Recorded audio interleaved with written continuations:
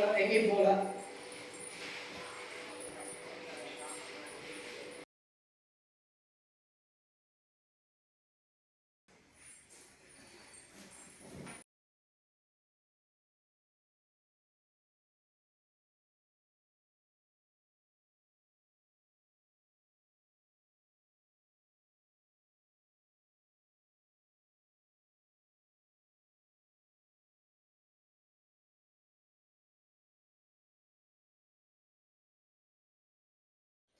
Hello friends, welcome to our channel. இன்றைக்கு பதிவில் செட்டிநாடு சமையலில் ரொம்ப பிரபலமான பக்கோடா குழம்பு.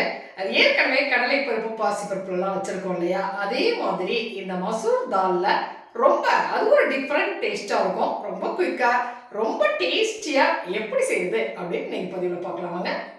இந்த பக்கோடா குழம்பு செய்கிறதுக்கு இன்றைக்கி நான் 1/2 கப் அளவுக்கு மசூர் தால் எடுத்துருக்கிறேன். மசூர் பருப்பு எல்லா டிபார்ட்மெண்ட் ஸ்டோர்லேயும் கிடைக்கும். இதை எடுத்து இன்றைக்கி நான் 1 மணி நேரம் தண்ணியில் ஊற வச்சுருக்கிறேன் பாருங்கள். இப்போ தண்ணியை வடிச்சுட்டு எடுத்துக்கலாம். பருப்பை அரைக்கிறதுக்கு முன்னாடி மிக்சி ஜாரில் நான் 1 டீஸ்பூன் அளவுக்கு சோம்பு சேர்த்துக்கிறேன்.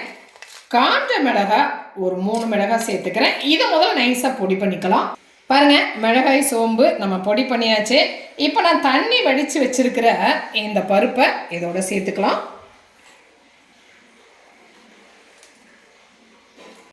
இப்போ இதை அரைச்சி எடுத்துகிட்டு வந்துடலாம். பாருங்கள், இந்த அளவுக்கு அரைச்சிட்டோம். ரொம்ப நைஸாக அரைக்கணும் அப்படின்லாம் எதுவும் இல்லைங்க. அதனால் ஓரளவுக்கு நான் அரைச்சிட்டேன் இல்லையா. இதை நம்ம ஒரு பவுலுக்கு ட்ரான்ஸ்ஃபர் பண்ணிக்கலாம்.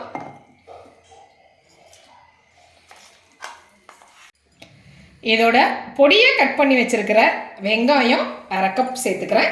உப்பு ஒரு 1/2 டீஸ்பூன் அளவுக்கு சேர்த்துக்கலாம். குழம்புலையும் நாம் உப்பு சேர்க்க போகிறோம், அதனால் 1/2 டீஸ்பூன் அளவு உப்பு போதும். கட் பண்ணி வச்சுருக்கிற மல்லி இலை கொஞ்சம் சேர்த்துக்கிறேன். போதுங்க. நம்ம மிளகாய் சோம்பு ஏற்கனவே போட்டிருக்கோம், அதுவே நல்ல வாசமாக இருக்கும். இப்போ இதை நம்ம ஒன்று சேர்த்து அப்படியே பிசைஞ்சுக்கலாம். மாவு பிசைஞ்சு ரெடியாக வச்சுருக்குறோம். இப்போ நான் அடுப்பில் பேன் வச்சுருக்கிறேன். பேன் வச்சு எண்ணெய் சேர்த்துருக்கிறேன். எண்ணெய் நல்லா காஞ்சிருச்சு. இந்த எண்ணெயில் இந்த பக்கோடாக்கில் நம்ம போட்டுடலாம். எப்படி போடுறதுன்னு காட்டுறேன் பாருங்கள். இந்த அளவுக்கு ஒரு சின்ன சின்ன பக்கோடாக்கெல்லாம் நம்ம போட்டுக்கலாம்.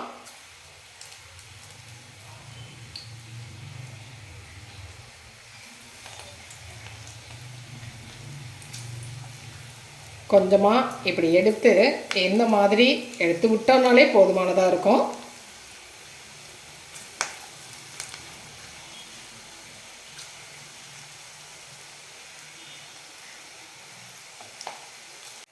ஒன் சைடு வெந்ததுக்கு பிறகு இந்த பக்கோடாக்கில் நாம் திருப்பி விட்டுக்கலாம். இது ரொம்ப நல்லா மொறுமொறுன்னு அப்படி வேக வேண்டியதெல்லாம் இல்லைங்க. ஒரு நல்ல ஒரு பதத்தில் வெந்துச்சுனாலே போதும். ஏன்னா நம்ம இதை குழம்புல தான் சேர்க்க போகிறோம். அதனால் இது ஒரு சைடு வெந்ததுக்கப்புறம் திருப்பி விட்டு ஒரு லைட்டாக வெந்த உடனே எடுத்துடலாம். இந்த ஸ்டேஜில் இந்த பக்கோடாக்களை நாம் எடுத்துக்கலாம். ரொம்ப இந்த மாதிரி மொறுமொறுன்னு இல்லாத அளவுக்கு ஒரு பதத்தோடு எடுத்தால் தான் நமக்கு அந்த குழம்புல போடும் பொழுது அந்த பக்கோடா நல்லா ஊறி வருங்க. அதுக்காக தான் பார்த்தீங்களா. இந்த ஸ்டேஜில் இந்த பக்கோடாவை நாம் எடுத்துடலாம். இதே மாதிரியே எல்லா பக்கோடாவையும் போட்டு எடுத்துக்கலாம்.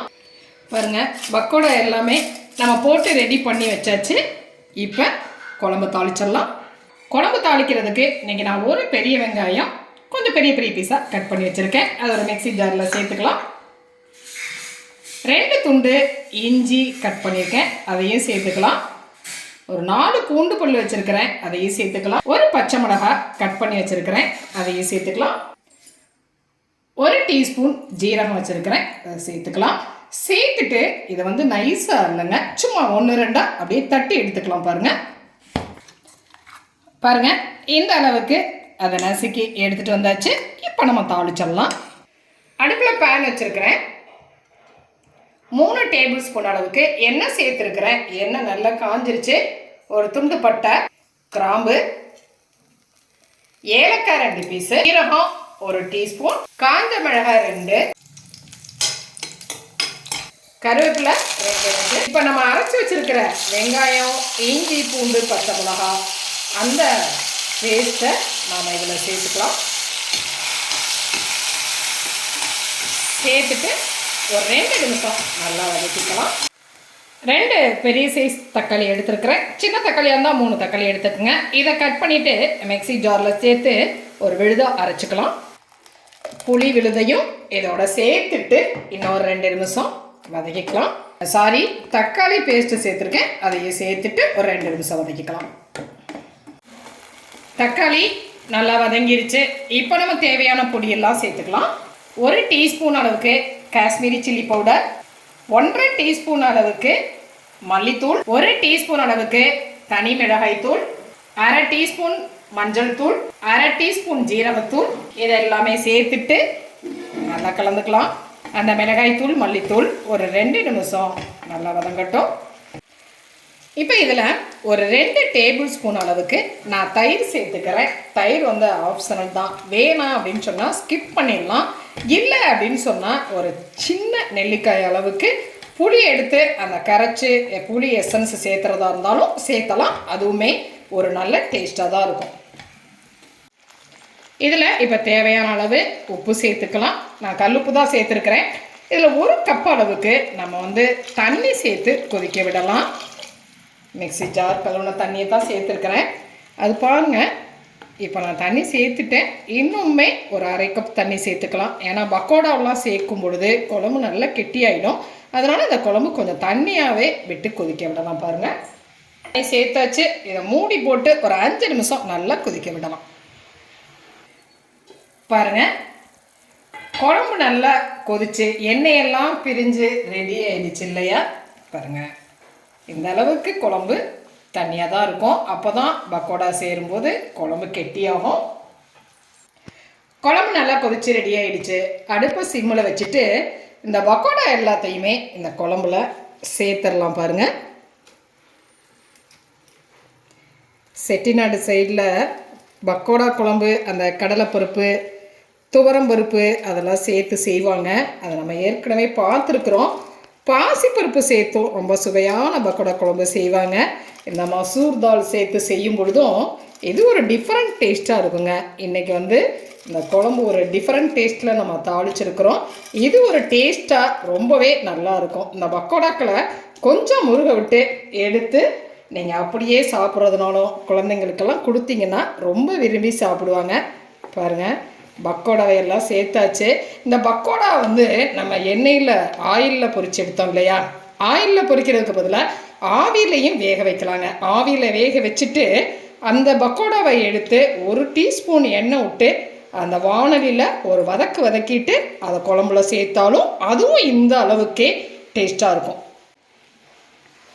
பக்கோடா சேர்த்ததுக்கப்புறம் இப்போ குழம்பு வந்து ஒரு 2 நிமிஷம் கொதிக்கட்டும். எல்லாமே ஒன்று சேர்ந்து ரெடி ஆகிடும். பாருங்கள், பக்கோடா சேர்த்து குழம்பு கொதிச்சு ரெடி ஆயிடுச்சு. ஃபைனலாக நான் கொஞ்சம் மல்லி இலை சேர்த்துட்டு அடுப்பை நாம் ஆஃப் பண்ணிடலாம். சுவையான இந்த பக்கோடா குழம்பு எவ்வளோ சூப்பராக ரெடி ஆகிடுச்சு பாருங்கள். இது வந்து இட்லி, தோசை, சாதம், சப்பாத்தி நம்ம எல்லாத்துக்குமே தொட்டு சாப்பிட்றதுக்கு ஒரு பொருத்தமான ஒரு குழம்பாக இருக்கும். இந்த மாதிரி சப்பாத்தி கூட இந்த பக்கோடாவை சேர்த்து இப்படி சாப்பிடும் பொழுது ரொம்பவே ஒரு தேவாமிர்தம் மாதிரி சூப்பர் டேஸ்ட்டாக இருக்குங்க. செஞ்சு சாப்பிட்டு பாருங்கள். இந்த மாதிரி சாதத்தோட சேர்த்து சாப்பிட்றதுக்குமே ரொம்பவே ஒரு நல்ல டேஸ்ட்டாக இருக்குங்க.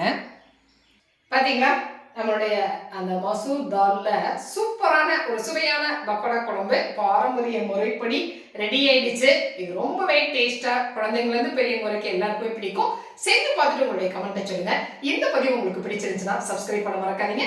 லைக் பண்ணுங்க, கமெண்ட் பண்ணுங்க, ஷேர் பண்ணுங்க. மற்றும் ஒரு பதிவில் உங்களை மறுபடியும் சந்திக்கின்றேன். நன்றி.